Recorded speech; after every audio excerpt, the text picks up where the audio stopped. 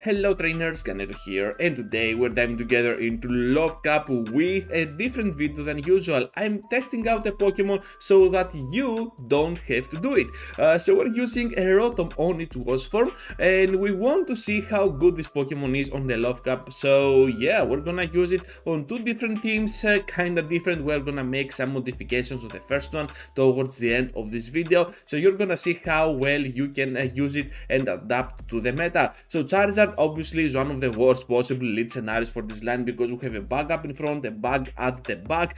So at this point I'm just gonna go in with my Pokemon here with my Wormadam as a safe switch, trying to catch one Body Slam. We can do it successfully, which is a pretty good deal for my game, and they can still stay in if they want to, but I don't care at all. I'm just gonna rely on our Pokemon on our Rotom for the end game. So with that shield gone, we might be in a very good spot to do so. I'm just gonna let that go through as well, and I'm pretty sure that they can farm me down here, but it doesn't matter. We can still go pretty rough at them with my Rotom. Just gonna block the move because it can always be a Power Whip, but it ends up being a Body Slam. Just gonna charge up as close as I can to that 100 energy limit. Now use the Thunderbolt, down they go, and this Pokemon, this Rotom, can be really good offensively, but defensively it is gonna struggle a lot. I'm expecting the switch to the Charizard. They're gonna do it immediately, and now I can reach to the Thunderbolt. However, this is gonna be a CMP, but the match is not over yet. Can we reach to the Thunderbolt to finish them off? 1, 2, and down we go. That was a very first attempt to make Rotom work on Go Battle League, and it almost worked. Yeah, you can see that this Pokemon, if you can have better IVs on this one, well, it can work much better for your line. So in the next one, we're met up with a Leaky Tank, and this Pokemon can work with whatever. So you can see that you can expect pretty much anything on the back line when you're facing a Leaky Tank up in front. So now I'm gonna go in with a Wormadam, trying to catch one move. This is not gonna happen, of course. They know better. Medicham goes in, and to be honest, those back bases are gonna connect for big damage, so they have to block. And at this point, I'm just gonna keep pressuring with our moves. I'm gonna let that go through, and it is gonna be the Ice Punch. Pretty wonderful news for me right now, and I'm just gonna let the second one as well. We can still reach to another back buzz before they finish us off, which is a huge pressure on their side.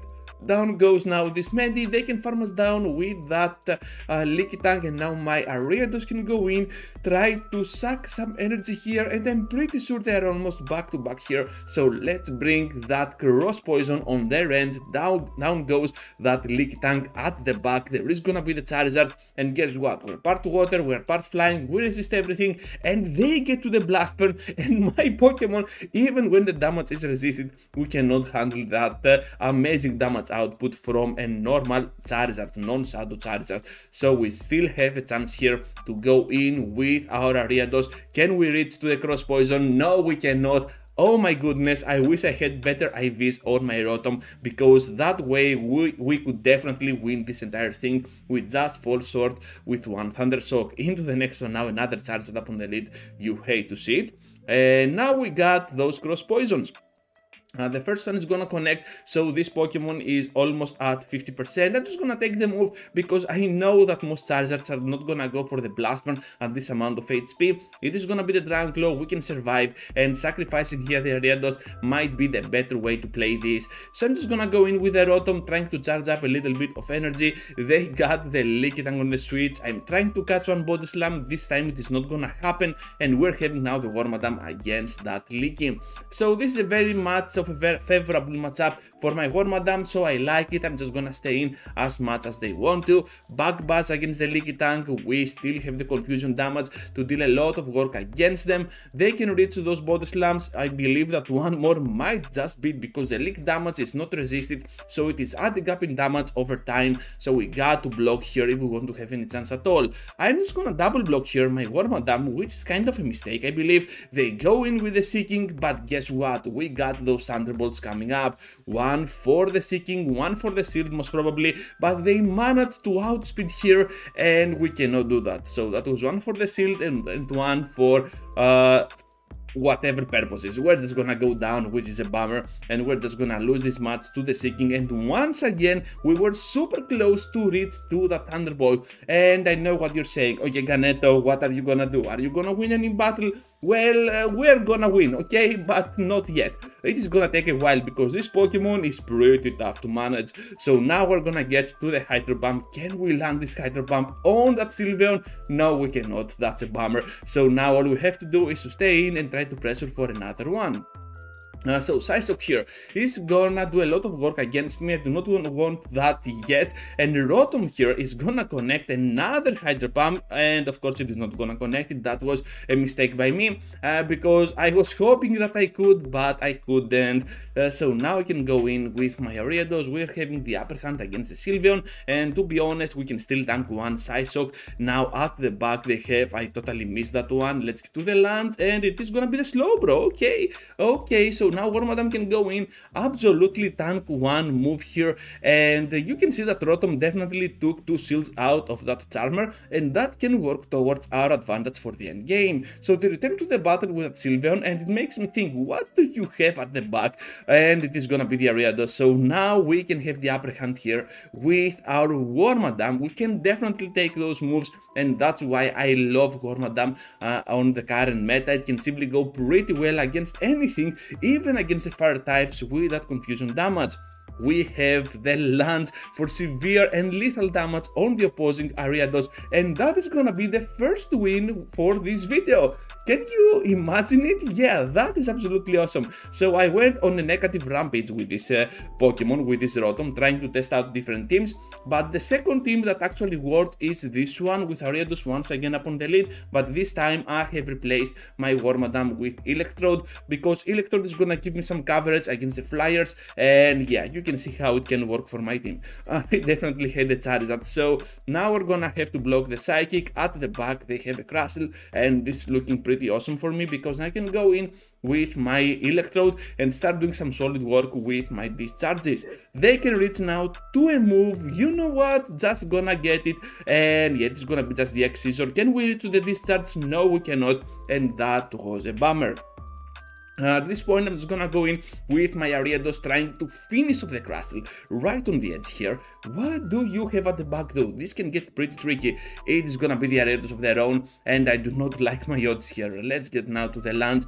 I hope that I can drop it super low with my Ariados. We can have the upper hand with the energy advantage, so debuffing them first can be always a nice thing. At the back, they are gonna have the return of the Medi, so we are gonna block. It is gonna be the power up punch, and that is a bummer. So now we got the Thunderbolt, which is pretty late. They can definitely reach now to another move and another power up punch. We're super low, and at this point, yeah, the match is already settled. Unfortunately, Rotom cannot live up to its name, the electric, mythical, whatever it is Pokemon. We're just gonna go down, and the lands will follow for the same fate our Ariados. Into the next one now, with the Alomomola up on the lead. Different battle, different game, different outcome, perhaps. We're gonna see. So we're just gonna keep pressuring with our Ariados, trying to catch one move on the Electrode, and now we're met up with a Charmer, so they banned that energy, but it's all good, it's all good. We also have some energy on the Ariados for the end game, and seeing the Clefable going in, perhaps they have something like an Alomomola double charm. It is always playable, so I can always expect it.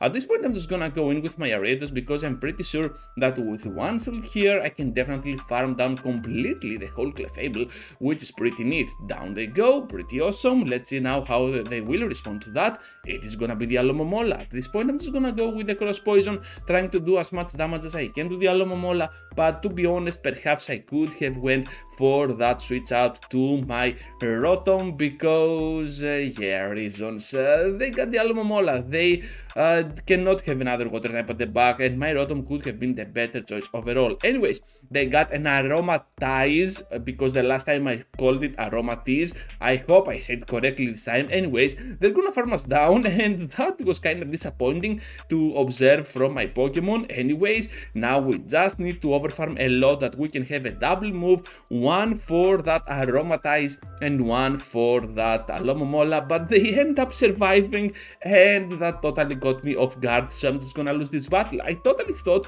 that the Cross Poison could be it, because Ariados is pretty good offensively, and Aromatize is not the best Pokemon overall with its stats. But anyways, I'm gonna focus now to the final one, trainers. And we're having the Ariados on the mirror. Come on, Ganeto, you can at least win this one. Can we do it? It's kind of weird. You have to stay till the end in order to see that. Anyways, Electrode goes in. Let's see how well we can do here, because those moves that they can throw, we can absolutely take at least one. And after the lunges, we can definitely take at least one, perhaps two. Another move, this time from my part, and down goes the Ariados. Although they have debuffed us, so we're just gonna stay in here, trying to take the move. However, it ends up being an Ice Punch. Who plays Ice Punch on this meta? And down we go. Lands now on the next Pokemon, which is gonna be the Crustle, and oh my freaking goodness, this is not looking well, because Crustle is gonna do a lot of work against me. So all we have to do now is to stay in and hope for the best. We got the shields, we have to play accordingly. We can charge up to that Thunderbolt pretty fast with a Thunder Shock. I'm pretty familiar with that from the Shadow Zapdos that I'm playing. So they got 2 shields, they're gonna expect the Thunderbolt, right? Reds, nuke them down with the Laundry Machine. Down they go, and our Pokemon is gonna go down as well, but we don't care at all, and that is gonna be a magnificent ending for this video. So that's all, trainers. Thank you for watching, thank you for staying till the end. That was an amazing video made just for you with a Rotom Wash form. Just be sure to leave a huge like before you go, subscribe to the channel if you already haven't, and I hope to see you all into the next one. Take care, trainers.